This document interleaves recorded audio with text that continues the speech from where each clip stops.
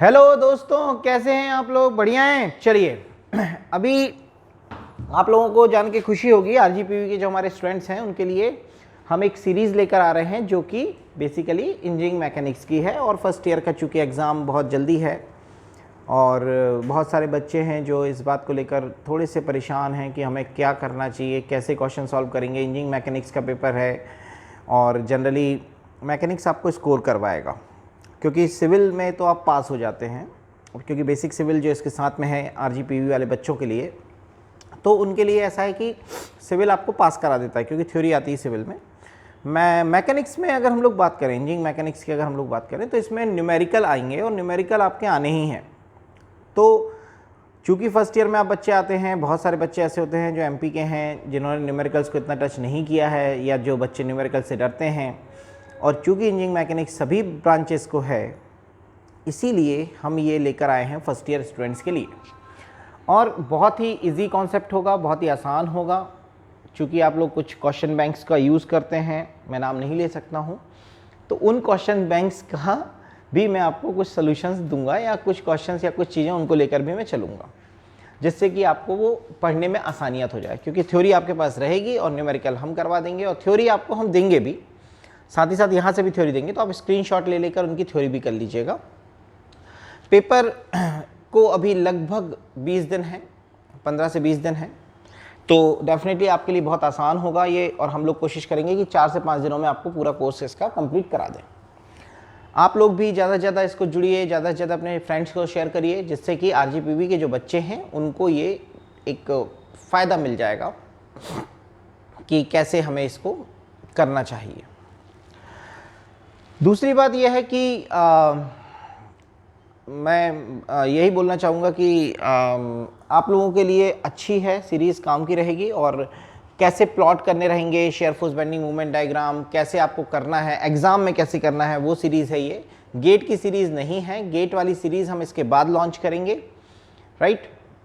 Theory आप चाहें तो गेट के लिए भी यही यूज़ कर सकते हैं, थ्योरी में कोई दिक्कत नहीं होगी। न्यूमेरिकल्स के लिए थोड़े से तरीके गेट के अलग हो जाते हैं। आई होप आपको जो मैंने अभी तक बातें करी हैं ये समझ में आई होंगी, और कैसे करना है ये भी क्लियर हुआ होगा। बेसिकली इंजीनियरिंग मैकेनिक्स को हम बहुत बेसिक से उठा रहे हैं, बहुत आराम से उठा रहे हैं। और बेसिक मैकेनिकल इंजीनियरिंग नहीं, basic civil engineering and engineering mechanics के नाम से ये सब्जेक्ट है, जो आपके लिए बहुत फ़ायदेमंद होगा। चलिए देखिएगा हम लोग कहाँ से शुरुआत करने वाले हैं। तो बहुत आसान चीज़ से हम लोग चालू करने वाले हैं इंजीनियरिंग मैकेनिक्स को। और मैकेनिक्स मतलब जो बेसिकली फिजिक्स की एक ब्रांच है, जिसमें हम फोर्सेज और उसके इफेक्ट्स की स्टडी करते हैं, तो उसके बारे में हम लोग बात करना चालू करेंगे। लेकिन उससे पहले कुछ ऐसे टर्म्स जिनकी हमको ज़रूरत पड़ने वाली है, राइट। तो वो टर्म्स क्या क्या हैं? तो वो टर्म्स हैं body, the second term is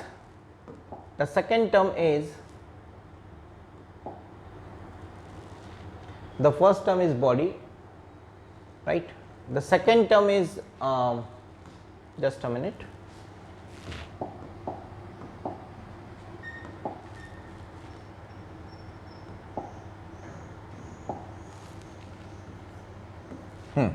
The first term is body, the second term is particle, और थर्ड टर्म हमारा फ्लूइड है, राइट। इनके बारे में हम एक जनरल आइडिया लेते हैं कि क्या एग्जैक्टली होते क्या है।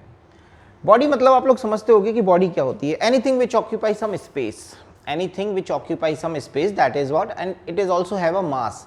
इसके पास मास है, मतलब द्रव्यमान है। क्योंकि चूंकि आरजीपीवी में हिंदी अलाउ है, इसीलिए मैं आपको ये बात हिंदी में भी बता रहा हूँ कि हिंदी में आपको कैसे लिखना है। तो कोई भी बॉडी वह बॉडी या वह वस्तु है जो कि कुछ स्पेस मतलब कुछ जगह घेरती है और कुछ उसके अंदर द्रव्यमान होता है। अगर ऐसा है तो वो बॉडी हमारी कहलाती है बॉडी। मतलब वो जो पार्टिकल, वो जो हमारे पास मैटर है, वो उसको हम क्या बोल सकते हैं? बॉडी। तो anything which occupy some space, finite space. Okay, the word is what? Finite space. Finite space का मतलब क्या होगा कि निश्चित। तो अगर वह कुछ निश्चित कुछ निश्चित जगह को घेरती है, और अगर उसके अंदर कुछ द्रव्यमान है, डेफिनेटली अगर ऐसी कोई भी चीज़ है, भाई इलेक्ट्रॉन का भी अपना मास होता है, तो हर चीज़ का मास तो होगा ही होगा। तो ऐसी चीज़ जो कुछ ऐसा मैटर, ऐसा द्रव्य जो कि पोर्शन है द्रव्य का, मतलब उसका हिस्सा है, और उसके पास कुछ फाइनाइट स्पेस है, तो ऐसी वस्तु को हम बॉडी बोल सकते हैं, राइट। अब कोई भी बॉडी अगर है, जैसे मैंने यहाँ पर एक बॉडी बना दी, ये कोई बॉडी है। अब आप लोग बोलोगे सर ये तो हमने सिस्टम पढ़ा है। सिस्टम नहीं, ये सिस्टम भी होता है, लेकिन हम किसी भी चीज़ को ऐसे बोल सकते हैं कि भाई एक बॉडी भी तो एक सिस्टम हो सकती है, राइट। तो ये एक आर्बिट्री शेप है, इसको अपन क्या बोलते हैं बेटा, आर्बिट्री का मतलब होता है मनचाहा हमने एक शेप ले लिया, उस शेप की हमने ये बॉडी ले ली, तो ये एक बॉडी है। तो भाई अब ये बॉडी कैसी हो सकती है, तो बॉडी दो प्रकार की होती है बेटा। एक होती है रिजिड बॉडी।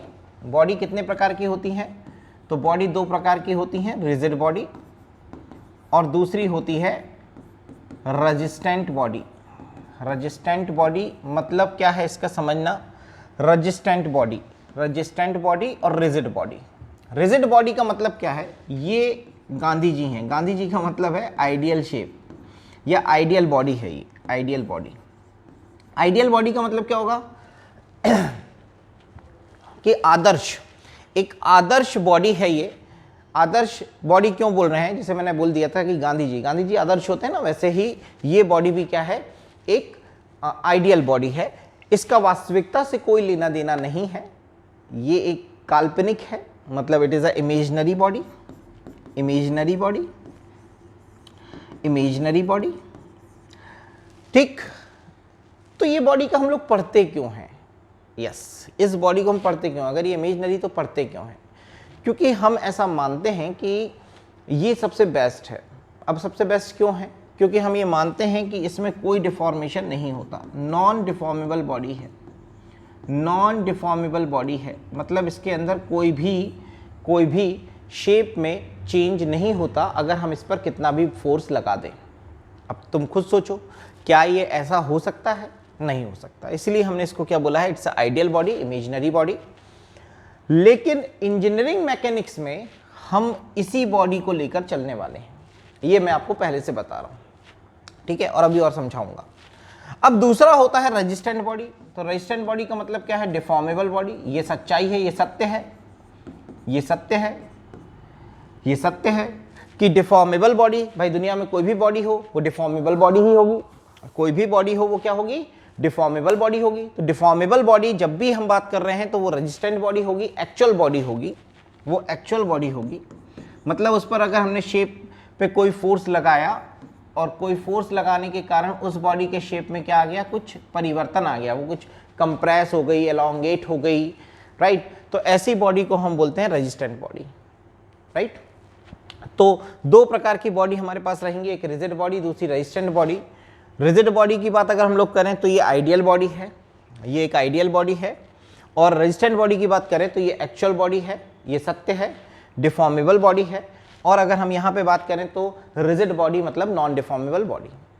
तो बॉडी मतलब क्या होता है, anything which occupy finite space, उसके पास कुछ निश्चित स्पेस होता है और डेफिनेटली उसमें मास भी होगा। अब दो प्रकार की बॉडी होती है, rigid body, when external force applied on a body. मैंने बोला था कि जब आप बाहरी बल उस पर आरोपित करते हैं तो आरोपित करने के कारण, बाहरी बल आरोपित करने के कारण उसके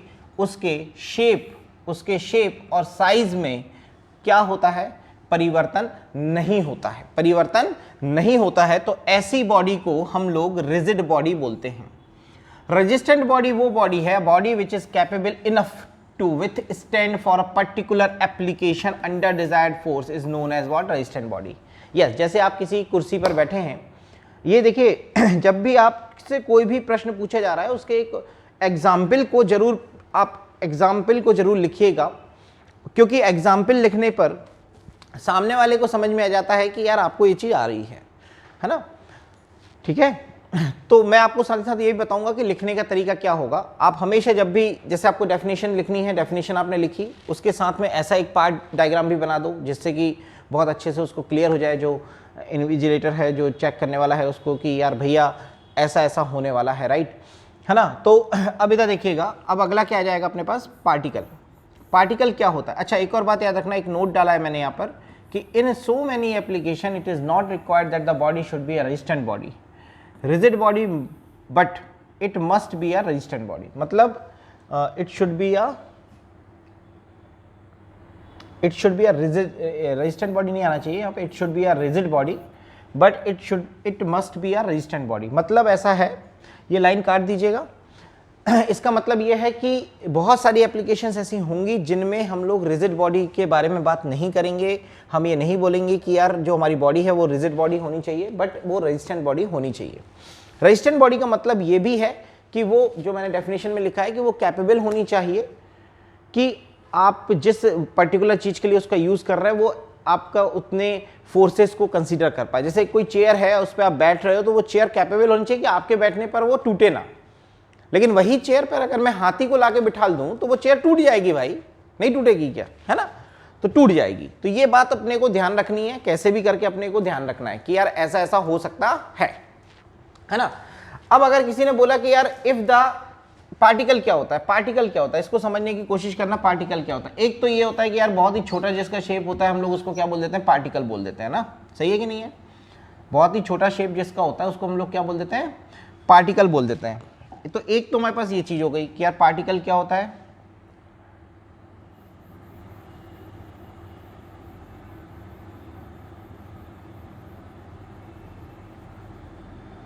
पार्टिकल क्या होता है बॉस? पार्टिकल वो होता है जिसका साइज बहुत नेग्लिजिबल होता है। तो हम क्या बोल रहे हैं कि the portion of the matter having the smallest size, its dimension और mass less, if the size of the body is negligible as compare to the range of the motion that the body is also known as what, particle. Yes, ये वाली definition हमारी बहुत जरूरी है कि जब हम लोग कभी काइनेमेटिक्स पढ़ते हैं, वैसे आपको इंजीनियरिंग मैकेनिक्स में जो है काइनेमेटिक्स अभी नहीं पढ़ना है, पर गेट में वगैरह में होता है ये, तब ये पार्टिकल की डेफिनेशन बड़ी काम में आ जाती है।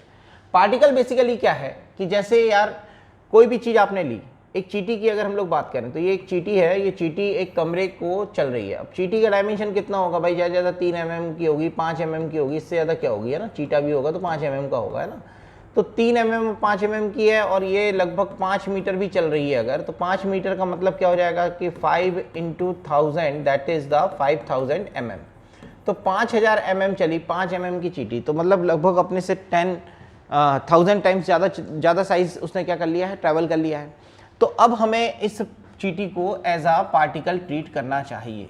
ये बेसिकली इसकी डेफिनेशन है कि अगर उसका खुद का साइज उसके द्वारा ट्रैवल की गई डिस्टेंस, उसके द्वारा ट्रैवल की गई दूरी से ज़्यादा बहुत कम है, उसका खुद का साइज उसके द्वारा तय की गई दूरी से बहुत ज़्यादा कम है, तो उस ऑब्जेक्ट को हम एज आ पार्टिकल ट्रीट करते हैं, हम उसको एज आ पार्टिकल ले लेते हैं।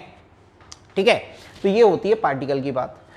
अब आता है फ्लूइड। तो फ्लूइड क्या होता है यार? Substance which is capable to flow. Yes, which is capable to flow. तो जितनी भी गैसेस हैं, जितने भी लिक्विड्स हैं, ये सभी क्या है, फ्लूइड्स कहलाते हैं बेटा। तो फ्लूइड्स क्या होते हैं? Which are capable to flow. ये आपको बीएमई बेसिक मैकेनिकल इंजीनियरिंग में है भी, राइट।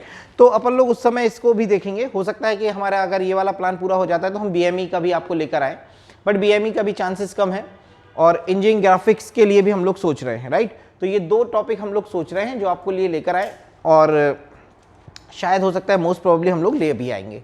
तो आई होप आप सभी को अभी तक जो मैंने बेसिक बताए हैं ये क्लियर हो गए होंगे। तो बेसिक में अपने को क्या क्या पता चल गया बेटा कि बॉडी क्या होती है, पार्टिकल क्या होता है, फ्लूइड क्या होता है। हमें मेन जरूरत पड़ने वाली है रिजिड बॉडी की, क्योंकि पूरी इंजीनियरिंग मैकेनिक्स में हम लोग डिफॉर्मेशन को लेकर कोई भी बात नहीं करते हैं। इसके लिए सिविल इंजीनियर और मैकेनिकल इंजीनियर एक सब्जेक्ट पढ़ते हैं जिसका नाम है स्ट्रेंथ ऑफ मटेरियल, वो वहां पे देखा जाता है ना। और बीएमई में भी आप लोग स्ट्रेस स्ट्रेन पढ़ते हो, तो उस समय भी आप डिफॉर्मेशन के बारे में बात करोगे। पर यहां पर इस समय इंजीनियरिंग मैकेनिक्स में, पूरे मैकेनिक्स में आपको रिजिड बॉडी कंसीडर करनी है। मतलब हम ये मानेंगे कि उस बॉडी के शेप और साइज में कोई भी चेंजेस नहीं हो रहे हैं, यानी हमको डिफॉर्मेशन से रिगार्डिंग कोई भी बात नहीं करनी है। डिफॉर्मेशन मतलब उसके साइज और शेप में जो चेंज हो जाता है उसको अपन डिफॉर्मेशन बोल सकते हैं, राइट, है ना। साइज में चेंज होने को अपन क्या बोल सकते हैं, डिफॉर्मेशन बोल सकते हैं। तो यहां तक आई होप आप सभी को क्लियर हुआ होगा। अब हम लोग बात करने जा रहे हैं कि यार मैकेनिक्स क्या होता है। मैकेनिक्स क्या होता है? तो it is a branch of science It is a branch of science which deals with study of forces and their effect on structure, machine और fluid. Yes, machine और fluid. ये मैंने इंजीनियरिंग के हिसाब से ही आप लोगों को इसकी डेफिनेशन दे रहा हूँ, तो आप बिल्कुल घबराइए मत. एग्जैक्टली हमें बात करनी है फोर्सेस की और उसके इफेक्ट्स की. देखो फोर्सेस क्या क्या होते हैं, तो यार फोर्सेस तो तुमने बहुत सारे पढ़े हैं कि नहीं पढ़े? पुश, पुल, है ना, है कि नहीं भाई? फिर आपने पढ़ा है सेंट्रीफ्यूगल फोर्स, है ना. फिर आपने पढ़ा है सेंट्रीफ्यूगल फोर्स पढ़ा है आपने. फिर आपने क्या पढ़ा है बेटा? आपने पढ़ा है वेट भी एक क्या है, फोर्स है ना. वेट भी एक फोर्स है. फिर आपका और कौन सा होता है भाई? टेंसाइल फोर्स होता है, कंप्रेसिव फोर्स होता है, राइट. फिर आपका क्या बोलते हैं, फ्रिक्शन फोर्स होता है ना. कंजर्वेटिव फोर्स होता है, नॉन कंजर्वेटिव फोर्स होता है. ऐसे बहुत सारे टाइप के आपने फोर्सेस के बारे में बात करी है, राइट. इनर्शिया फोर्स होता है. तो ये सब फोर्स है. जनरली हम लोग फोर्स के बारे में क्या बात करेंगे, तो अभी हम डेफिनेशन एक देंगे आपको, उसमें आपको समझ में आ जाएगा कि फोर्सेस क्या होते हैं. वो एक जनरल डेफिनेशन होगी जो आपके अभी के लिए काम में रहेगी, राइट. मेन चीज है कि इफेक्ट क्या होते हैं, फोर्सेस के इफेक्ट क्या है, इफेक्ट ऑफ फोर्सेस. ये थोड़ा सा चर्चा का विषय है, इफेक्ट ऑफ फोर्सेस. देखो किसी भी वस्तु पर, किसी भी बॉडी पर अगर हमने बल लगाया है, फोर्स लगाया है, तो अगर एक सिंगल फोर्स है या बहुत सारे फोर्स भी उस पर लगे हैं और उन सब का रिजल्टेंट कुछ आ रहा है, तो वो बॉडी उस डायरेक्शन में मूव कर जाती है. देखो किसी भी वस्तु पर आपने बल लगाया, वो वस्तु उस दिशा में क्या कर जाएगी बेटा? चली जाएगी. उस दिशा में अगर वो चली गई तो उसमें मोशन हो गया. तो अगर मोशन हुआ तो क्या हुआ? सबसे पहले उसमें आया डिस्प्लेसमेंट. डिस्प्लेसमेंट मतलब विस्थापन. जो लोग हिंदी मीडियम के हैं वो भी ध्यान रखें, विस्थापन. अब डिस्प्लेसमेंट आ गया. डिस्प्लेसमेंट में अगर हम समय के साथ परिवर्तन करते हैं, टाइम के साथ चेंजेस करते हैं, तो उसी को हम लोग बोल देते हैं क्या? विस्थापन के बाद उसी को हम लोग क्या बोल देते हैं? वेलोसिटी. वेलोसिटी मतलब क्या? वेग. ठीक है. फिर किसी ने बोला कि यार वेग हो गया, अब वेग में परिवर्तन कर रहे हैं समय के साथ, तो इसी को बोलते हैं क्या? एक्सेलरेशन. एक्सेलरेशन. तो एक्सेलरेशन आ गया मतलब त्वरण आ गया, राइट. और लास्ट वन आपका आ जाएगा, अगर एक्सेलरेशन में भी आप परिवर्तन करते हैं, बहुत जो एक्सेलरेशन आप एक्सेलरेटर देते हो कि नहीं देते हो, तो उसमें आप क्या कर रहे हो? परिवर्तन कर रहे हो. एक्सेलरेशन जब आप देते हो टाइम के साथ, तो यू फील दैट कि यार एक्सेलरेटर दिया और आपको एक क्या लग रहा है? झटका लग रहा है. एक क्या लग रहा है? झटका लग रहा है. उस झटके को ही हम लोग बोलते हैं जर्क. तो जर्क भी एक चीज आ जाएगी यहां पर. तो अल्टीमेटली अगर हम लोग बोलें कि ये क्या है, तो ये सभी इफेक्ट हैं, पर काय में है? जब बॉडी काय में चली गई? मोशन में. अब चूंकि हमने बोला कि हमारी बॉडी रिजिड होती नहीं है, एग्जैक्टली तो बॉडी कौन सी होती है? Resistant body. तो अगर मैं इस पर इक्वल और अपोजिट ऐसे फोर्स लगाता हूं, तो डेफिनेटली इसके शेप में क्या होगा? कुछ परिवर्तन होगा. शेप में परिवर्तन हो रहा है, मतलब कहीं ना कहीं कौन आ रहा है पिक्चर में? डिफॉर्मेशन. तो सबसे पहले आता है डिफॉर्मेशन. फिर डिफॉर्मेशन के बाद आती है स्ट्रेन के बाद आती है स्ट्रेस. तो बेसिकली अगर हम लोग देखें तो ये जो इफेक्ट हैं, ये हैं हमारे काय के रेस्ट के. जब बॉडी काय में है, रेस्ट में है, मतलब इक्विलिब्रियम में. ये सब हम लोग अभी पढ़ेंगे, टेंशन मत लो. तो अल्टीमेटली क्या है कि इफेक्ट ऑफ फोर्सेस के बारे में हम लोग बात करते हैं कि उसके इफेक्ट क्या है. और भी इफेक्ट्स हैं, वो हम लोग धीरे धीरे करके देखेंगे कि मूवमेंट क्या होगा, बेंडिंग मूवमेंट क्या आएगा, शेयर फोर्स क्या आएगा. तो वो सब चीजें भी हम लोग देखने वाले हैं, राइट. तो अल्टीमेटली अगर हम लोग देखें तो फोर्सेस के इफेक्ट मोशन और रेस्ट में ये रहेंगे, राइट. तो अगर हम लोग यहां पर बात करें कि ये वो ब्रांच है साइंस की जो डील करती है study of forces and there effects on the structure. Structure क्या होता है? तो स्ट्रक्चर वो होता है जहां पर कोई भी रिलेटिव, मतलब सापेक्ष, है ना, रिलेटिव मोशन नहीं होता, सापेक्षिक गति नहीं होती बिटवीन द लिंक्स. जो लिंक्स होते हैं जिनसे हमने कनेक्ट किया हुआ है, उनके बीच में कोई भी रिलेटिव मोशन नहीं होता. ऐसे स्ट्रक्चर, ऐसे ऑब्जेक्ट या ऐसी जो चीज होती है उसको हम लोग क्या बोलते हैं? स्ट्रक्चर बोलते हैं. तो स्ट्रक्चर मतलब there is no relative motion between the links. There is no relative motion between the links. Machine वो होती है जिस पर कि हम लोग बात करें कि यार बहुत सारे मैकेनिज्म होते हैं। मैकेनिज्म क्या होते हैं कि यार हम लोग बहुत सारी ऐसे लिंक्स को लेकर कनेक्ट करते हैं, एक क्लोज लूप बनाते हैं, उस क्लोज लूप में एक लिंक को क्या कर देते हैं, फिक्स कर देते हैं, तो वो हमारा कहलाता है मैकेनिज्म। और मैकेनिज्म जो होता है उसको या और ज्यादा नंबर ऑफ मैकेनिज्म्स को यूज करके हम उसको यूटिलाइज करते हैं जब, तो उसी को हम लोग डिजायर्ड आउटपुट मिलता है। कैसा आउटपुट मिलता है? डिजायर्ड मतलब होता है चाहत, जो चाहते हैं वैसा आउटपुट मिल जाता है। जैसे भाई चाह रहे पंखा घूम जाए तो घूम जाता है पंखा, है ना। लेथ मशीन है तो उससे जो काम करना चाह रहे हैं वो मिल जाएगा। तो इस तरीके से अगर हम लोग देखें तो उसको हम लोग बोलते हैं मशीन। उसको क्या बोलते हैं बेटा? मशीन। अगली चीज आती है हमारे पास फ्लूइड। अब फ्लूइड क्या होता है? तो यार फ्लूइड तुम्हें पता है मैंने, जो बह सकता है। तो फ्लूइड पर भी हम लोग इसके इफेक्ट को देखते हैं। फ्लूइड रेस्ट पे भी होता है, फ्लूइड मोशन में भी होता है। तो ये सब जो सिविल इंजीनियर्स और मैकेनिकल इंजीनियर्स हैं ये इसको फ्लूइड मैकेनिक्स में पाएंगे बेटा, है ना। किस में पाएंगे? फ्लूइड मैकेनिक्स में। आप लोग फर्स्ट ईयर के स्टूडेंट हो, इसलिए मैं आप लोगों को बहुत आराम से ये बातें बता रहा हूं कि आपको समझ में आ जाए कि एग्जैक्टली हमें करना क्या है, ठीक है। थोड़ा सा दिक्कत हो रहा होगा कि सर आपका हमारा टाइम थोड़ा सा हो जा रहा है, तो आप इस पार्ट को चाहे तो थोड़ा सा आगे बढ़ा सकते हैं, स्कैप कर सकते हैं और आप सीधे पॉइंट टू पॉइंट पे भी जा सकते हैं। लेकिन ये चीज़ें अगर आप पढ़ेंगे तो डेफिनेटली सब्जेक्ट समझ में आएगा, है ना। सब्जेक्ट जो समझ में नहीं आ रहा उसके कारण एक ही है कि आप लोग, एक तो कोविड के कारण बहुत सारी प्रॉब्लम गई हैं आप लोगों के बैच को, तो उसके कारण अपने को इस बात का ध्यान रखना पड़ेगा, राइट बेटा। चलिए देखिए, अब आ रही है बात क्लासिफिकेशन ऑफ मैकेनिक्स की। Classification of mechanics, yes, classification of mechanics. तो क्लासिफिकेशन ऑफ मैकेनिक्स के बारे में हम लोग बात कर रहे हैं कि मैकेनिक्स को कितने पार्ट में क्लासिफाइड किया गया है ना। मैकेनिक्स को कितने पार्ट्स में क्लासिफाइड किया गया है। तो मैकेनिक्स बेसिकली 3 हिस्सों में जाता है। मैकेनिक्स कितने पार्ट में जाता है बेटा? 3 हिस्सों में। अब इसको समझने की कोशिश करना। 3 हिस्से कौन कौन होते हैं? पहला होता है इंजीनियरिंग मैकेनिक्स, दूसरा हिस्सा होता है strength of material,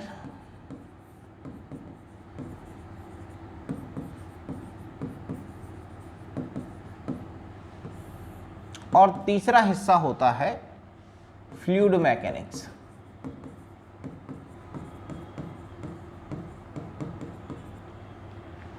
engineering mechanics क्या होती है बेटा? इंजीनियरिंग मैकेनिक्स क्या होती है ये भी हम लोग देखने वाले हैं ना। पर अभी हम लोग बात करते हैं कि किसको कहाँ पे क्या इस्तेमाल में लाना है। तो देखो यहाँ पर जो हम लोग लाते हैं ना वो रिजिड बॉडी को लाते हैं।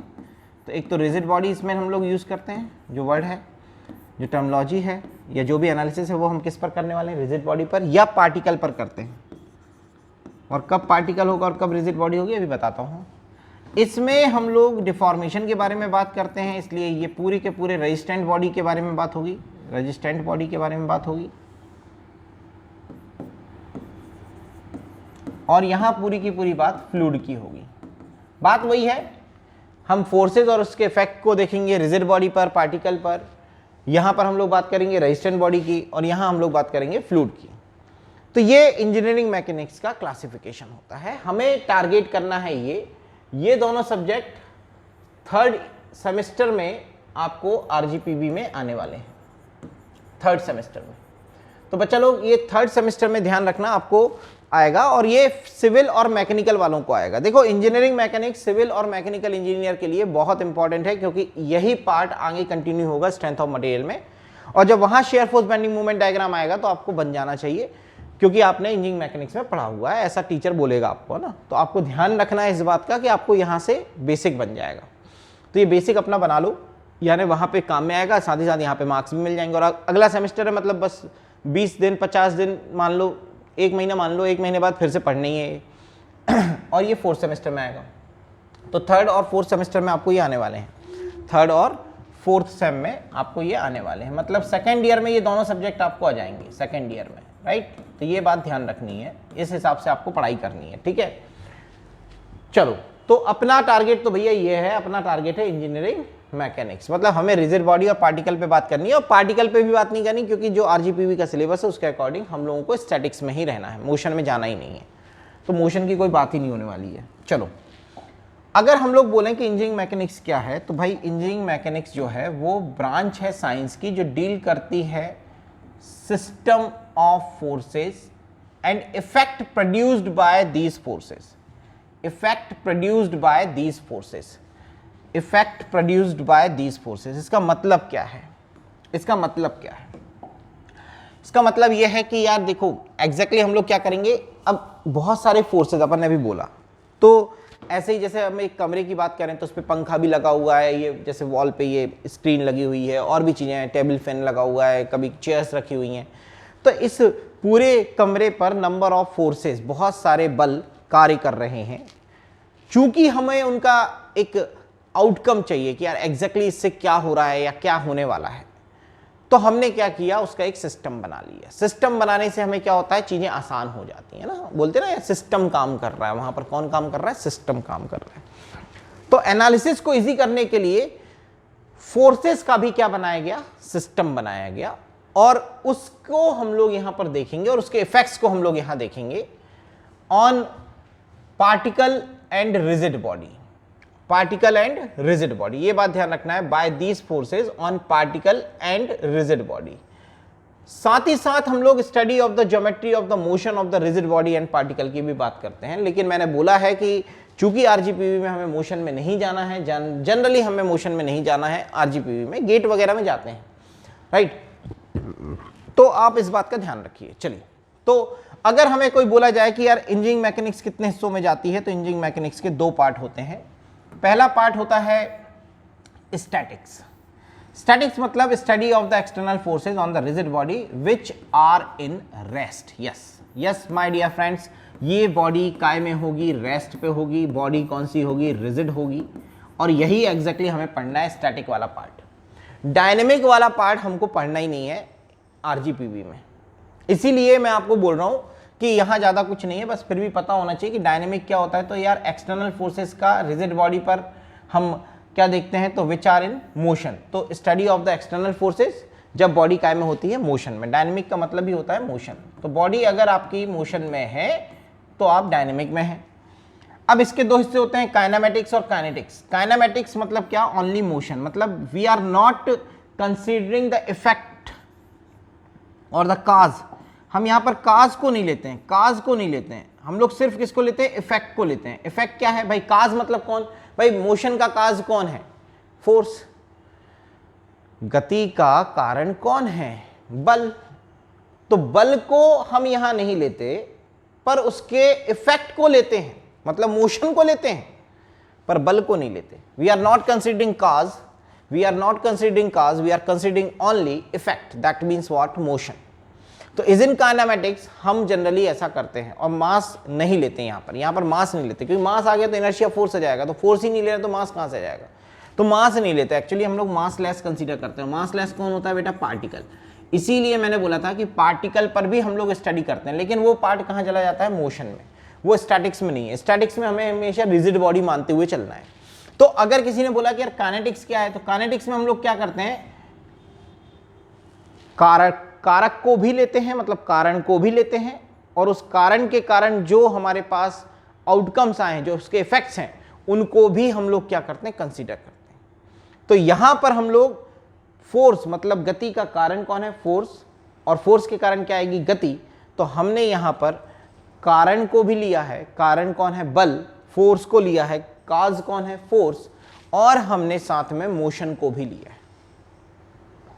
और हमने साथ साथ किसको लिया है? मोशन को, मतलब इफेक्ट को लिया। तो यहां पर हम लोग काज एंड इफेक्ट दोनों को कंसीडर करते हैं।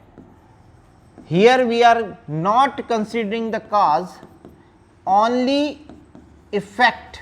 ओनली इफेक्ट, सिर्फ इफेक्ट को कंसीडर करते हैं। इफेक्ट मतलब समझ में आ गया होगा, बल लगाया भाई, ये वस्तु इस पे बल लगाए, बॉडी क्या करने लगी? मूव करने लगी। तो इस पे क्या आ गया? इसका इफेक्ट आ गया। आई होप आप सभी को यहां तक कोई दिक्कत नहीं गई होगी, और क्लासिफिकेशन में आपको इतना समझ में आ रहा होगा कि क्या है। अब जरा हम इन सब की पर्टिकुलर जो डेफिनेशन है उनके बारे में एक बार नजर मार लेते हैं कि पर्टिकुलर डेफिनेशन इनकी क्या बोल रही है। किसकी? स्टैटिक्स की, डायनेमिक्स की, और काइनेमेटिक्स की और काइनेटिक्स की। स्टैटिक क्या है? It is a branch of engineering mechanics which deals with the study of the system of forces and effect produced by these forces on the rigid body. Yes, please mention that thing कि on the rigid body. Rigid body पर वो अपने effect के बारे में हम लोग बात करने वाले हैं। Which are at rest. Yes, which are at rest and remains at rest. जो कि रेस्ट पर होगी और हमेशा रेस्ट पर ही होगी। ठीक है। डायनेमिक क्या है? It is a branch of engineering mechanics which deals with the study of the system of forces and motion produced by these forces bye acting on the rigid body. तो जब rigid body पर हमने number of forces लगाए तो वो system of forces का effect आएगा, उसके कारण बॉडी क्या कर जाएगी? मूव कर जाएगी। भाई डेफिनेटली यार, एक वस्तु है, उस पर कोई यहां से खींच रहा है, कोई यहां से खींच रहा है, कोई यहां से खींच रहा है, कोई ऊपर से खींच रहा है, तो वो कोई एक जगह जाएगी। ऐसा नहीं कि भाई हाथ, ऐसा नहीं कि मेरे को इधर खींच रहा है, इधर खींच रहा है, मेरी मुंह को ऊपर खींच रहा है, मेरे पैर को नीचे खींच रहा है, तो मेरे सब पार्ट अलग अलग हो जाएंगे। वो भी हो जाएंगे वो, क्योंकि एक पर्टिकुलर लिमिट तक मेरी बॉडी उसको सहन करेगी। बट एग्जैक्टली अपन ने अगर बॉडी को रिजिड मान लिया तो ये मान लेंगे कि मेरे हाथ नहीं उखड़ने वाले हैं, मेरी मुंडी नहीं उखड़ने वाली है, मेरा पैर नहीं उखड़ने वाला है। तो क्या होगा? मैं किसी एक जगह चला जाऊंगा, पूरी की पूरी बॉडी मेरी एक जगह जाएगी और वो होगा रिजल्टेंट, वो भी अपन देखेंगे। ठीक है। आई होप आपको इतना समझ में आ रहा होगा।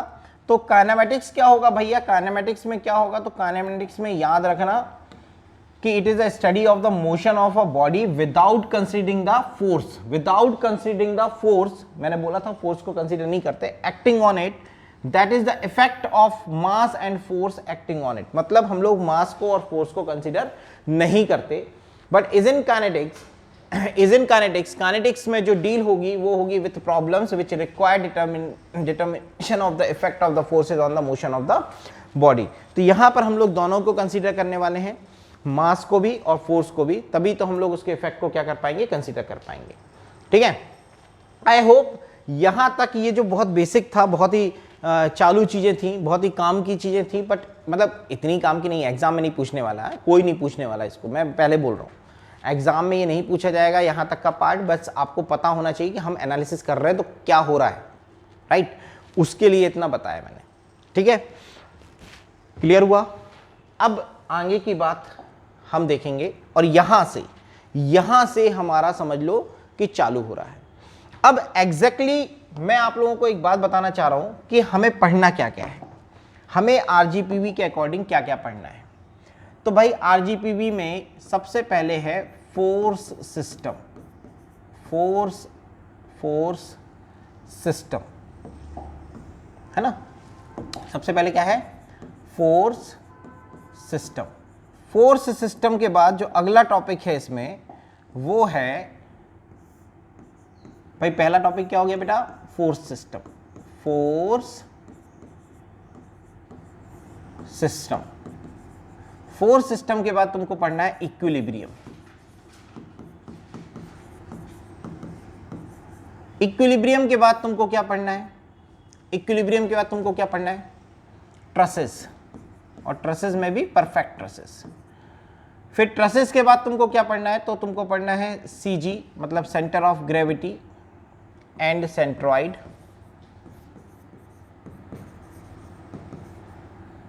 और movement of inertia, movement of inertia,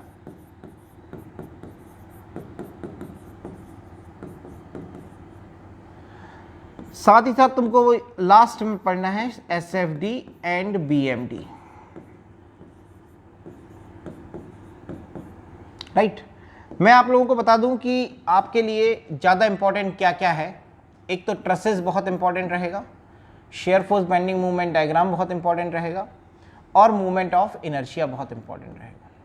movement of inertia के लिए सीजी का आना जरूरी है, सेंटर ऑफ ग्रेविटी और सेंट्रॉइड का आना जरूरी है, और यहाँ पे आपका इक्विलिब्रियम एक है जो इंपॉर्टेंट रहेगा। मतलब इन चार से ही आपको क्वेश्चन आने वाले हैं और ये निश्चित है कि आने वाले हैं। ठीक है, यहाँ कोई ऐसा नहीं रहेगा कि नहीं आएगा। थ्योरी का वेटेज अगर अपन मान के चले, जैसे भाई 2 क्वेश्चन आ रहे हैं तो 2 क्वेश्चंस मतलब ये 40% है आपका ना, 40% है। अब 40% अगर आपका आ रहा है कैसे? इंजीनियरिंग मैकेनिक्स से, आउट ऑफ 100%, क्योंकि 2 यूनिट है तो अपन ऐसा मान के चल रहे हैं कि 40% आएगा। 5 है तो 5 का डिवाइडेशन कर दिया 2 में, तो 40% आएगा। इस 40% में अगर आप देखो तो 10% का वेटेज इन सबको जा रहा है, और लगभग 30% आपका न्यूमेरिकल ही आता है, और 10% आपको आने के चांस है थ्योरी के। थ्योरी लेकिन आपको पता होगी तो न्यूमेरिकल करते बनेंगे, इसलिए हम थ्योरी भी आपको डिलीवर कर रहे हैं। हमारा बिल्कुल सिस्टम ऐसा ही चलने वाला है, लेकिन हम ये 2 टॉपिक आपको पहले पढ़ाएंगे, फिर हम इक्विलिब्रियम को पढ़ाने के बाद हम आपको लेके चलेंगे shear force bending movement diagram में, जहां पर हम आपको कंडीशंस निकालना सिखाएंगे या रिएक्शंस निकालना सिखाएंगे कि कैसे रिएक्शंस निकालते हैं, क्योंकि ट्रसेज में हमें इसकी ज़रूरत पड़ती है। फिर हम ट्रसेज में आएंगे और सबसे लास्ट में उठाएंगे CGMI वाला पार्ट, जो कि हम बड़े आराम से और प्यार से करते रहेंगे, बहुत आराम से, ठीक है। Exactly shear force bending movement diagram में CG की जरूरत भी पड़ने वाली रहती है, लेकिन वो CG ऐसे होते हैं जो हम सीधे याद कर सकते हैं, तो वो मैं आपको सीधे सिखा दूंगा, ठीक है। मैं आपको प्रीवियस ईयर्स आए हुए जितने भी क्वेश्चंस हैं वो सॉल्व कराने की कोशिश करने वाला हूं, और आपको ये कोशिश करने वाला हूं कि आपके लिए एक बेहतर, आपको ये आपका एग्जाम अच्छा जाए और आपको कॉन्फिडेंस आए, राइट, ठीक है। तो अब हम लोग चालू करने वाले हैं फोर्स सिस्टम। क्या चालू करने वाले हैं? Force system. तो फोर्स सिस्टम को हम लोग